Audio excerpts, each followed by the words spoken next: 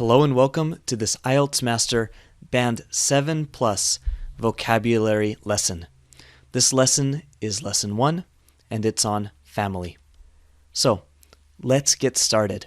Let's talk about the structure for this vocabulary course. My philosophy is that in order to really learn vocabulary, you need to know words in a deep way. So, in this lesson, I've given you definitions with notes and example sentences, collocations, and collocation is a new word, possibly. It means words that go together often. And finally, an action step to end each lesson.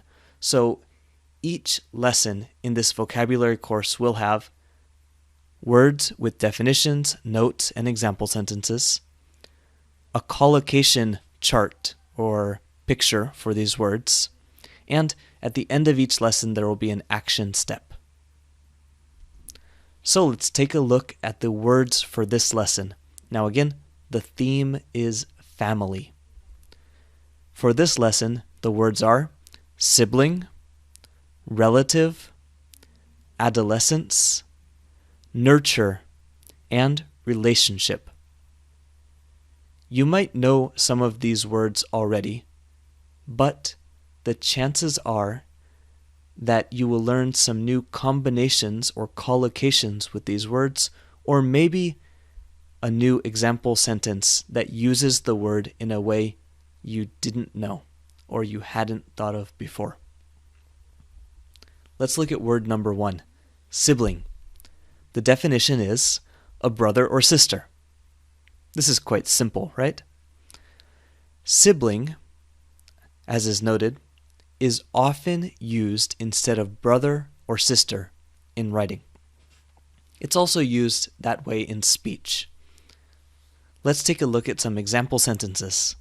First, siblings can have a profound impact on a child's life. So brothers and sisters can have a profound impact on a child's life. And profound means big. I didn't have any siblings growing up, so I learned to be independent.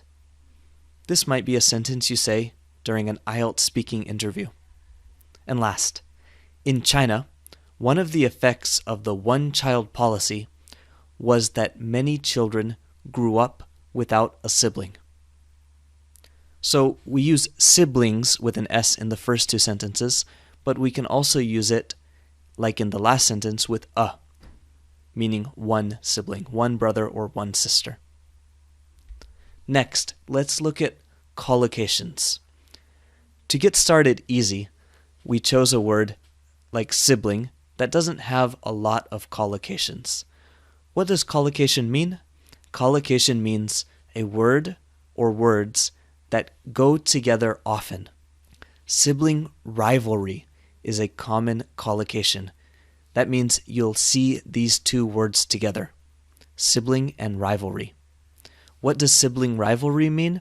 Well, when you have a brother or sister that like to compete with each other in lots of different things, maybe in sports, maybe in eating food at the dinner table, maybe in business, or just something in life, when they always like to compete with each other, then it's a sibling rivalry. Got it? Great. Let's continue. Next is relative. A relative is a person in the same family, or a family member. And some example sentences. With the rise of nuclear families, the amount of time spent with extended relatives has decreased. So we have nuclear families, this is like the parents and the children, and then extended relatives. Extended relatives would be relatives like aunts and uncles and cousins, maybe grandparents. The next sentence is, when I was younger, I used to spend a lot of time with my relatives while my parents were away on business. In this sentence, we use relatives to say not parents, but family. And last, hiring relatives can create family problems if there are difficulties at work. And let's look at some collocations. Wow, here we have 6 different collocations. Now, there are many, many more collocations for each word, but for this course, I've chosen 6 of the most common collocations for this word. First is care for relative. Okay, to care for. For example, on weekends, I go to the hospital to care for my relatives. Just like you could say grandparents or aunt and uncle. To care for your relatives. Next is other relatives. I have my brother and sister, and then I have other relatives that live in the house as well. Distant relatives.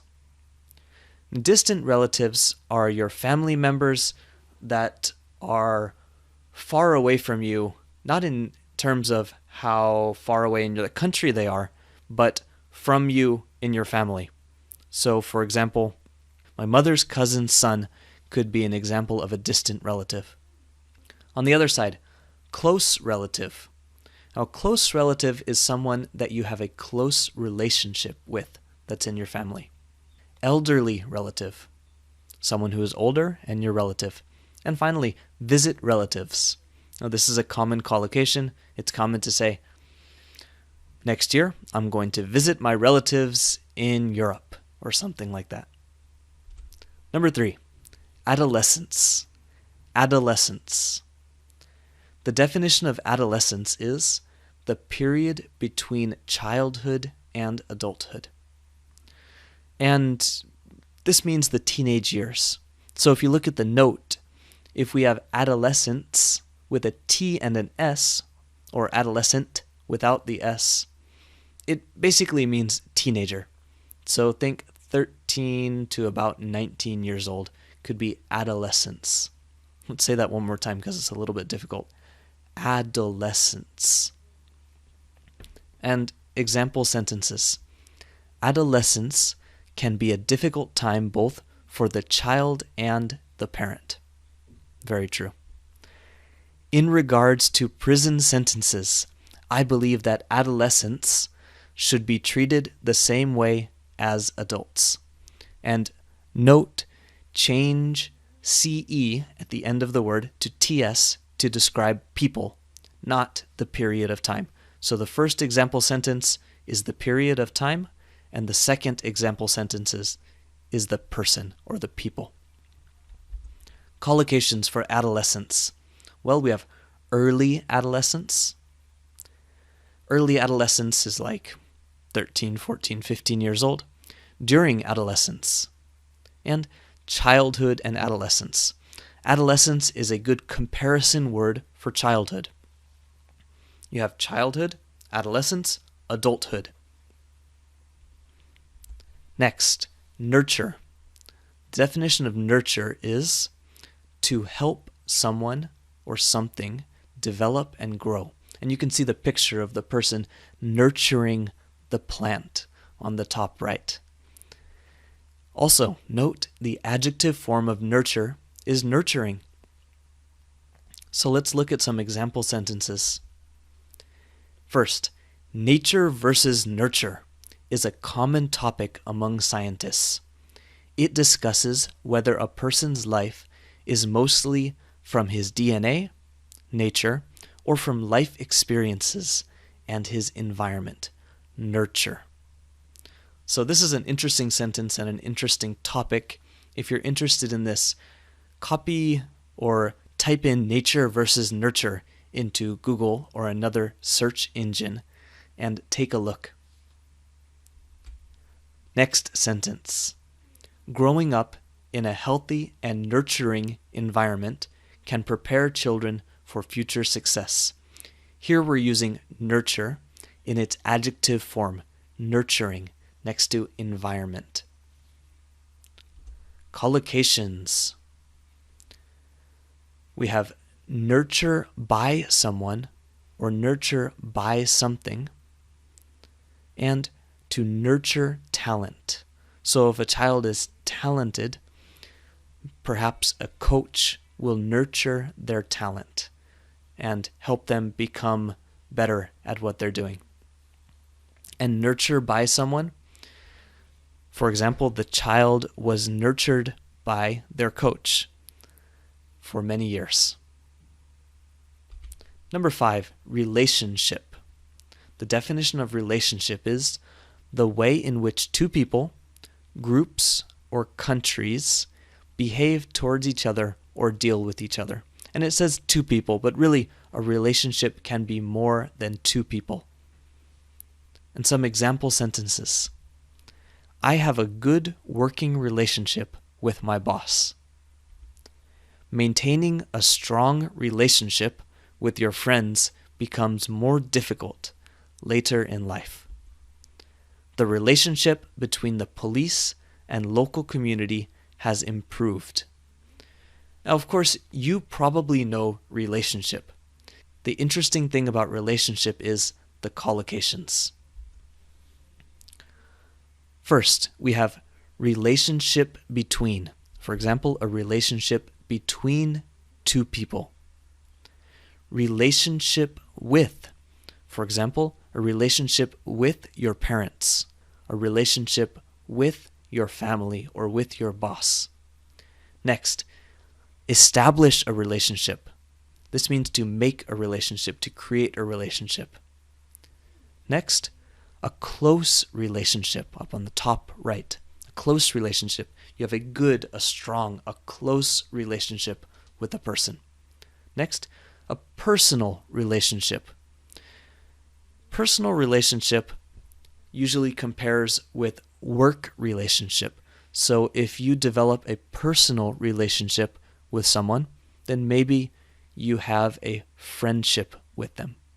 And last, a special relationship. I think you understand what this one means. So, that's the 5 words for this lesson. Your action step for today is to use each word to write 2 sentences and post your sentences in the comments below. Be sure to use the collocations that I introduced whenever you can. It's good practice to use these collocations so that you can remember them and truly deeply understand these words.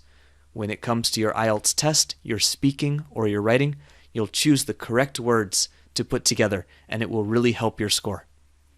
Good luck. And finally, thank you. If you'd like more IELTS practice, please visit our website at IELTSmaster.com. And if you'd like this free Task 2 ebook on the side, join our email list, and we'll send it directly to you. You can download it, and it has lots and lots of Task 2 writing topics. You can also connect with us on facebook.com/IELTSmaster site or subscribe below to our YouTube channel. And finally, what would you like to see next? Please let me know in the comments. Thanks so much. Have a great day.